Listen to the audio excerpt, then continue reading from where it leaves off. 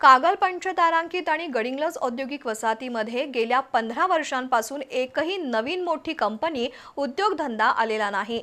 परिणामी मतदारसंघात बेरोजगारी वाढली आहे। खोके संस्कृती मोडीत काढण्यासाठी आणि जनसामान्यांना अपेक्षित असणाऱ्या विकास कामांसाठी कागलमध्ये भाकरी करपण्याआधीच परतवा असं आवाहन माजी आमदार मालोजीराजे छत्रपती यांनी केलं। गडिंग्लज तालुक्यातील गिजवणे इथं महाविकास आघाडीचे उमेदवार समरजितसिंह घाटगे यांच्या प्रचारासाठी झालेल्या सभेत ते बोलत होते। गडिंग्लज तालुक्यातील गिजवणे इथं समरजितसिंह घाटगे यांच्या प्रचाराची सभा झाली। अध्यक्षस्थानी अण्णासाहेब पाटील खातेदार होते।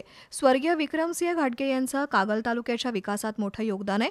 त्यांच्याच पावलांवर पाऊल ठेवत उच्च विद्याविभूषित असणारे त्यांचे सुपुत्र समरजितसिंह घाटगे सामाजिक काम करतायत। कोणतंही पद नसताना त्यांनी आजवर जनतेसाठी अनेक विकास कामं केली आहेत। भ्रष्टाचारमुक्त विकास कामं करण्यासाठी आणि भावी पिढ्या सुसंस्कृत बनवण्यासाठी घाटगे यांना निवडून द्या असं आवाहन मालोजीराजे छत्रपती यांनी केलं।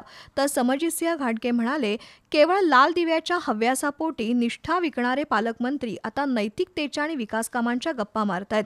माजी आमदार श्रीपतराव शिंदे यांच्या निधनानंतर अवघ्या 15 दिवसात जनता दल पक्ष फोडणाऱ्या पालकमंत्र्यांच्या गद्दारीला उत्तर देण्याची हीच वेळ आल्याचं त्यांनी सांगितलं। मुश्रीफांनी आयुष्यभर विश्वासघाताचं राजकारण केलंय। हजारो कोटींचा भ्रष्टाचार केल्यानं त्यांच्या मागं ईडीचा ससेमिरा लागला। त्यानंतर त्यांनी शरद पवारांनाही दगा दिला। अशा प्रवृत्तीला या निवडणुकीत पराभूत करा असं आवाहन जनता दलाच्या नेत्या स्वाती कोरी यांनी केलं। यावेळी दिग्विजय कुराडे, अमर चव्हाण, सुनील शिंत्रे, सुरेश कुराडे, बाबासाहेब पाटील खातेदार, सुनंदा पोटजाळे, सुरेश चव्हाण यांनी मनोगत व्यक्त केली।